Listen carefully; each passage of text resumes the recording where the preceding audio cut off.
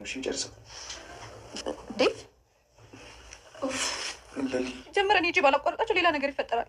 የሁሉም ዋጋቸው መስጠት አለብኝ። ወይ አንቺ ስርዓት የሚባል ነገር አልፈጠረብሽም እንዴ? ከአንተ ቁመት አንጻር መለሎ ናት። አንቺ ደግሞ ልትሰሪ መጣሽ። ልልዬ ሁሉም ነገር እንዳሰብሽው አይደለም። በቃ ፊትሽን ነበር ማቃጠል ብቻ ከሊዱ ጋር ስንደንስ ሌላ ነገር አስበሽ አይደለም። ምንም አላሰብኩም። ምን ነው ቆንጆ አይደለሽም እያልከኝ ነው? እየመልክ ከሆነ አዎ። ፊትም እየተለቃቀማ ፍቅር ይዞ ትንሿ ሰይጣን ፍቅር በተደጋጋሚ ለዴቭ ያቀረበችለትን የፍቅር ጥያቄ ባለመቀበሉ በራሷ ላይ እርምጃ ለመውሰድ አስባ ነበረ። መድኃኒቶቿን ሰብስባ ለማዋጥ እያለች ባለፈው ቪዲዮ እየተቋረጠ ቢሆንም ዛሬ ላይ ፍቅር ምን ላይ እናገኛት ይሆን? አብረን የምናየው ይሆናል። ኤላና ሊዱስ ከምን ደርሰው ይሆን? እንዲሁም ለምለም በሁለታቸው ያለው የፍቅር መሻከር ዛሬስ ምን አዲስ ነገር አለ? ሁሉንም እንመለከተዋለን።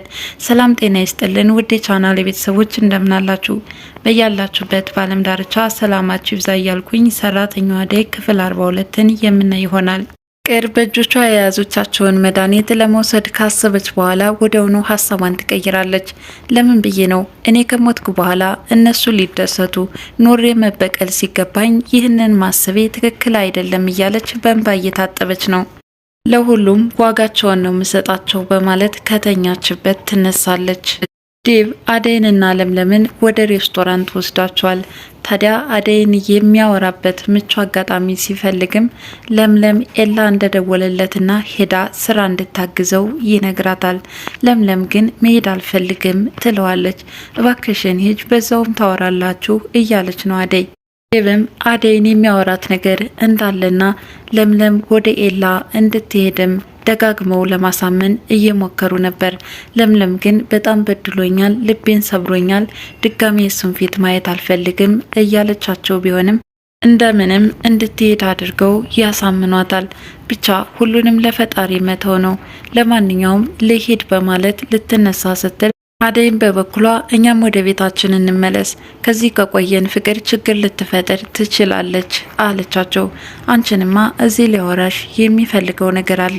ዴቭን በበኩሉ የማወራሽ አለኝ ብዬሽ ነበረ ይላታል። አደይ ግን ደስተኛ አልነበረችም። ኤላ በተኛበት ሊዲያ ሳታንኳኳ እንደተለመደው ትገባበታለች። አንቺ ልጅ ስርዓት የሚባል አልፈጠረብሽም እንዴ? እንዴት ዘለሽ ትገቢያለሽ? እያላት ነው።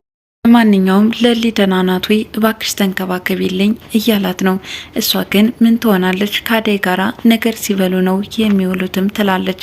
ኤላ እኔን ትወጂኛለሽ ወይ እያላት ነው። ሊዲያ በጣም ግራ ተጋባች። ማለት ምን ለማለት ፈልገህ ነው እያለች እየጠየቀች ነበረ። እንግዲህ እሷ እየተረጎመችው በፍቅር ስለመሰላት ነው። እሱ ግን እንደ ወንድምሽ የምታይኝ ከሆነ ለምለምን ተንከባከቢልኝ እያላት ነው። ሊዲያም የማላደርገውን ነገር አትጠይቀኝ፣ አሁን ስለ እሷ የምናወራበት ጊዜ ላይ አይደለውም፣ ካጠገብህ ያለሁት እኔ ስለሆንኩኝ እኔ እናንተ ብቻ እናውራ አለችው። ኤላም ስለ እኔና ስለ አንቺ ምን የምናወራው ነገር አለ? አንቺ እኮ ምንም አይነት ቁም ነገር የለሽም ከመዝፈንና ከመጨፈር ውጭ እያላት ነው። እሷም ለምለምን ትወዳታለህ እንዴ በማለት ጥያቄዋን ታስከትላለች። በጣም እንደሚወዳትና ከሷ ውጭ ሌላ ሴት እንደማያውቅም ይገልጽላታል። የዚህን ጊዜ በቃ ስለ እሷ መስማት ሰለቸኝ አለችው። ኤላም ዴቭ ቤት ነው ያለው? ቤት የለም እንዴ እያለ እየጠየቃት ነው። ሶስቱም ወደ ውጭ እንደወጡ ለኤላ ትነግረዋለች። ኤላም ለምን ላደይ አልነገርሻትም? እዚህ ለምን አትመጣም እያላት ነው። ባክህ ብትመጣም አትሰራለህም፣ ፍቅር ውሃ ደፍታባት እጇ ምንም አይሰራም አለችው። የዚህን ጊዜ በጣም ተናደደ። ፍቅር ግን አብዳለች እንዴ? ለምንድን ነው ውሃ የምትደፋባት እያለ ነበር። ዴቭን በበኩሉ ለምለም ከተለየቻቸው በኋላ አሁንም ለአደይ የተለመደ ጥያቄውን እያቀረበላት ነው። ትወጂኛለሽ አትወጂኝም በማለት ቁርጡን እንድትነግረው እየጠየቃት ቢሆንም አደይ ግን አሁንም ማድበስበሱን ተያይዘዋለች። እኔ ከማደርጋቸው ድርጊቶች መረዳት ትችላለህ ከማለት ውጭ ግን በቀጥታ እወድሃለሁ ወይም አልወድህም ለማለት በጣም ከብዷታል። እኔ እኮ ካሁን ፍቅሬን ትቀበይኛለሽ እያልኩኝ በተስፋ እየጠበቅኩሽ ነው። አንቺ ግን ለምንድን ነው ቀጥታውን ነገር የማትነግሪኝ? በሁሉም ነገር ከጎንሽ ልሆን ዝግጁ ነኝ። አንቺ ግን ለምንድን ነው ለመወሰን የተቸገርሽው እያላት ቢሆንም አሁን ብዙ ችግሮች አሉብኝ፣ ያንተን ፍቅር ለማስተናገድ የምችልበት ሁኔታ ላይ አይደለሁም። ስለዚህ በዚህ መካከል አንተ እንድትጎዳ አልፈልግም እያለችው ነው። ዴቭም ታዲያ በዚህ ሁኔታ እያለሽ የባርኮትን ፍቅር እንዴት ተቀበልሽው እያለ ቢጠይቃትም የፍቅርን አፍ ለማስያስል ነው ባርኮትን እሺ ያልኩት በማለት መለሰችለት። ዴቭም እንደ ባርኮት ሌላ ሴት ባይ እኔ ተከትዬ አልሄድም፣ እስከ መጨረሻ ድረስ እጠብቅሻለሁ፣ እወድሻለሁ እያላት ቢሆንም እሷ ግን በፍቅር ለማሳበብ ሞክራለች። ፍቅር በጣም ትወድሃለች፣ ሰሞኑን እንኳን ምግብ አልበላችም እያለችው ነው። ዴቭ የፍቅርን ነገር ለኔ ተይው፣ እሱ አያሳስብሽም እያላት ነበር። ኤላ በተኛበት እጁን እየጎተተች እንዲነሳ ታደርገዋለች። አጅሪት ቀበጧ ሊዲያ አብሯትም እንዲጨፍር ፈለገች። ታዲያ ተያይዘው ሊጨፍሩ ሲሉ ወዲያውኑ ለምለም ትከሰታለች። ባየችውም ነገር ተደናገጠች። ኤላም በበኩሉ ድንጋጤ ውስጥ ነው። ለሊ አንቺ እንዳሰብሽው አይደለም በማለት ለማለባበስ እየሞከረ ቢሆንም ለምለምም ምንም ማለት አይጠበቅብህም፣ እንደውም አደይ እጇን ስለታመመች እንጂ መምጣት አልፈልግም ነበረ አለችው። ለምን የነ ፍቅር ሰራተኛ አይደለሽ እንዴ? እዚህ ለምን መጣሽ? አለች ሊዲያም። ለምን እንደዚህ ታያለሽ? በማለት ኤላም እየጮህባት ነበረ። ለምለምም አዎ ትክክል ናት፣ ሰራተኛ ነኝ በማለት ተናዳ ወዲያውኑ ትመለሳለች። ለበቀል የተዘጋጀችው ፍቅርም ከቤት ወጥታ ወደ ውጭ በምትወጣበት ሰዓት ከደመቀ ጋር ይገጣጠማሉ። ደመቀም ተከትሏት ወደ ቤት ይሄዳል። ምንድነው የማግዝሽ ስራ ካለ ብዬ ነው የመጣሁት። የኔ ችግር አደይ ብቻ ናት። ስለዚህ ምንም ልታደርግልኝ አትችልም። ካንተ ጋር ያለው ስምምነት ይቅርብኝ እያለችው ነው። እሱም ምን አድርጋሽ ነው የኔ አደይ አላት። ምን ያላደረገችኝ ነገር አለ? የኔ የሆነውን ሁሉ ወስዳብኛለች እያለችው ነው። ሬስቶራንት የቆዩት አደይና ዴቭም ወደ ቤታቸው በሚመለሱበት ሰዓት ንጉስ ከርቀት ይመለከታቸዋል። የዚህን ጊዜ ከውስጥ ያለውን ደመቀን እየሮጠ ቤቱን ለቆ እንዲወጣ ያደርገዋል። አደይን ኩሽና የተረከበችው ለምለምም ከስራዋ ጋር ናት። ወዲያውኑ ኤላ ይመጣና አንቺ እንዳስብሽው አይደለም፣ ምናልባትም ሁለታችን አብረን ስንጨፍር ሌላ ነገር አድርገሽ ነው አይደለ ይላታል። አይ አርፌ ስራዬን ብሰራ እንጂ ይህን ያህል ግን በዚህ ልክ አንተ ትቀየራለህ ብዬ አስቤ ያላውቅም ነበር፣ ለካ ስህተት ነበር ያሰብኩት እያለችው ነው። ኤላም ይቅርታ እየጠየቃት ቢሆንም የጀመራችሁትን ጨርሱ፣ እኔም ስራዬን ልጨርስበት አለችው። ታዲያ ወዲያውኑም ሊዱ ትመጣና አልጨረሽም እንዴ እስካሁን ኩሽና ድረስ የምታወካኪው እያለች እየለከፈቻት ነው። እባክሽን ሊዲያ ዝም በይ በማለት ለማስቆም ቢሞክርም ጥረቱ ሳይሳካለት ተናዶ ኩሽናውን ለቆ ወጥቷል። ሁለታቸውም መጨቃጨቅ ጀመሩ። አንቺ መቼ ነው ራስሽን የምትችይው? ከዛ ቤት ዴቭ ወሰደሽ፣ እዚህ ደግሞ ኤላን ብለሽ መጣሽ። ለምለምም ኤላና ዴቭን ብላ ሳይሆን በጉልበቷ ሰርታ እንደምትኖር እየነገረቻት ነበር። ታዲያ በዚህ ሁኔታ አስጨቃጨቁ ከቆዩ በኋላ እባክሽ ኩሽናውን ለቀሽ ውጭልኝ፣ ስራዬን ልስራበት አለቻት። ለምለምም ሊዱም ኩሽናውን ለቃ ወጣች። ዴቭና አደይ ወደ ቤት በሚመጡበት ሰዓት ከነደመቀ ጋር ተገጣጥመው ስለነበረ እነዚህ ልጆች ጋር ምን ትሰሪያለሽ? ምን ተንኮል አስበሽ ነው እያለ ነው ዴቭ። አይ እኔ ሳይሆን ችግራቸው አደይም ብለውን የመጡት፣ አደይ እዚህ ቤት እንዳይመጡ አስቆሚያቸው አለች። ከኔ ጋራ ምንም አይነት ጉዳይ የላቸውም። ይልቁንስ ለአንቺ ላናግርልሽ የምትፈልጊው ነገር ካለ ልነግራቸው ዝግጁ ነኝ አለች አደይ። ይህን ጊዜ ዴቭ ከነሱ ጋራ መገናኘት የለብሽም፣ በጣም መጥፎ ልጆች ናቸው አለ። አጅሪትም ከሷ ጋር ማቆ ቤተሰብ ናቸው፣ በሸር ነው የሚሰሩት እያለች የተለመደ የክፋት ተንኮሏን መናገር ጀመረች።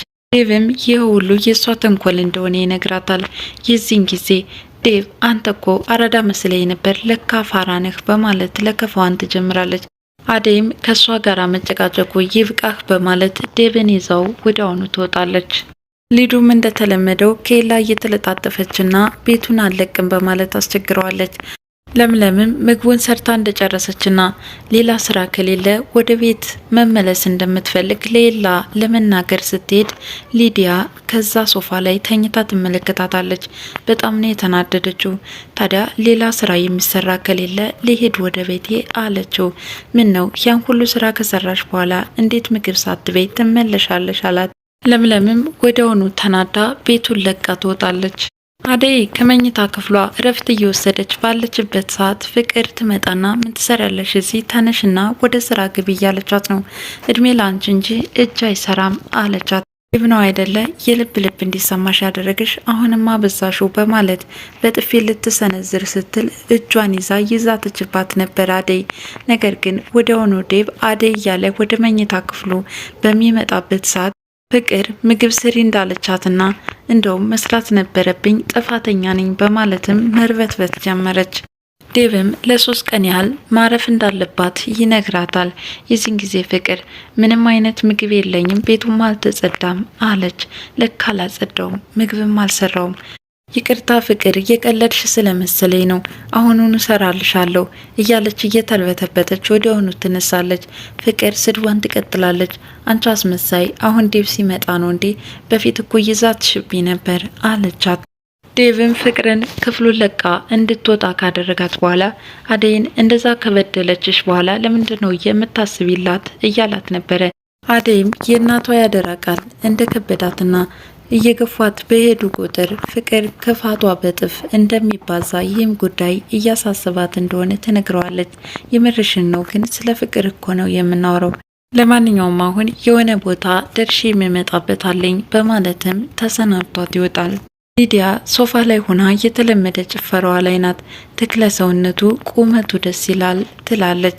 በዚህ ሰዓት ኤላ ይመጣና ታቋርጠዋለች። ለምን አቋረጥሽው? ዛሬም ደግሞ ልደር እንዳትኝ ለምን አትችም አላት። በእርግጥ ማደር ፈልግ ነበር፣ ነገር ግን ዴቭ ይቆጣኛል አለችው። ነጻነትሽ እኮ ደስ ይላል፣ ይህን ደግሞ በስነ ስርዓት ብትይዡ በጣም ቆንጆ ነበር አላት። ምን ነው ቆንጆ አይደለሽም እያልከኝ ነው? ውበት ማለት እኮ ውስጣዊ ቁንጅና ነው። ይህንን በስርዓት ካልተያዘ አስቸጋሪ ነው። አንቺ ለሰዎች ንቀት አለብሽ ይላታል። ሊዱም ይህን ሁሉ የምትናገረኝ ለምለም ስለተናገርኩብህ ነው ወይ አለችው። አዎ በለምለም አትምጭብኝ፣ በጣም ነው የምወዳት፣ ደግሞ ስራ ስለሰራች ትበልጥሻለች እንጂ ካንቺ አታስም ይላታል። የዚህን ጊዜ እንዴት ከሷ ጋር ታወዳድረኛለህ? ጭራሽ ትበልጥሻለች ትለኛለህ እንዴ? በማለት ተናዳ ትመልስለታለች። የዚህን ጊዜ ኤላ ካንቺ ጋራ መግባባት አይቻልም፣ ቤቴን ልቀቂና ውጭ ይላታል። አዎ ብሄድ ይሻለኛል፣ ካንተ ጋር የሚያግባባን አንዳችም ነገር የለም እያለች እየተናደደች ቤቱን ለቃ ትወጣለች። ፍቅር ከኩሽና ሆና ዴቭ ይመጣል። ምን እየሰራሽ ነው እያላት ነው።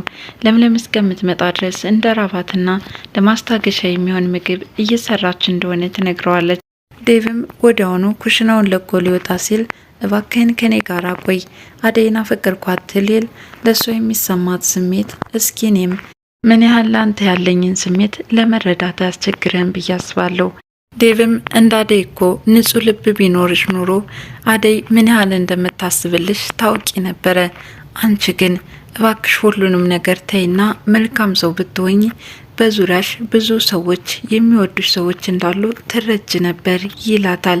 አሁን ላይ ማንም እንደማይወዳትና ብቸኛ እንደሆነችም ትገልጽለታለች። ዴቭም አሁን ካለችበት ሰይጣናዊ ባህሪዋ እንድትላቀቅና መልካም ስነ ልቦና እንድትላበስ እየመከራትና እያባበላት ሳለ ወዲያውኑ ለምለም ትመጣለች። በጣም ነው የተናደደችው። ምክንያቱም ዴቭ ለመጀመሪያ ጊዜ አቅፎ ሲያባብላት ነው። ለምለምም በመደናገጥ ዴቭን ትጠራዋለች። አደይንም ፈልጋ ወደ ኩሽና እንደመጣች ስትነግረው መኝታ ክፍሏን እንደሆነች ይነግራታል። ለምለምም በሊዲያና በኤላ መካከል የተፈጠረውን ነገር ለአደይ እየነገረቻት ነበረ። እኔ እኮ ብቆይ ኑሮ ሌላ ነገር ይፈጠር ነበር፣ ሲሄድ ተቃቅፈው እየደነሱ አገኘኋቸው አለቻት። አደይም የሊዲያ ባህሪ እንደዚህ እንደሆነና ሌላ ነገር ይፈጠራል ብለሽ አታስቢ በማለት ለምለምን ትመክራታለች። ለምለምም አንቺን የመሰለች እህት ስላገኘው እጅግ በጣም ደስ ብሎኛል፣ በአንቺ ምክንያት ብዙ እድሎችን አግኝቻለሁ በማለትም ይሳሳማሉ። ሊዲያ ከኤላ ተነስታ ስትመጣ ዴቭ በጣም ይቆጣታል። ለምን ትሄጃለሽ? ሁለተኛ እግርሽን እንዳታነሺ። ለምለም የተለየችው እኮ ውጭ ሀገር ሊሄድ ስለሆነ ነው፣ ሁለተኛ ወዮልሽ እያላት ነው። ሊዲያም ተናዳ ወደ ውስጥ ገብታለች። አደይና ለምለም ከመኝታ ክፍል ናቸው። አጅሬት ፍቅር ትሄድና ቤቴ የማንም ኮተት መሰብሰቢያ አይደለም፣ አንቺ ደግሞ ተነሽና ቡና አፍሊ እያለች ለምለምን እያዘዘቻት ነው። ለምለምም ቡናውን ልታፈላ ወደ ታች ትወርዳለች። የዚህን ጊዜ አደይንም በነገር ትጠምዳታለች። ተነሽ ወደ ስራ ምን ያጋድምሻል እያለቻትም ከተቀመጠችበት ተነስታ እታች ሳሎን ወርዳ ሶፋ ላይ ተቀምጣለች። እንዲህ ሶፋ ላይ ትቀመጫለሽ እያለች ጭቅጭቋን ቀጥላለች።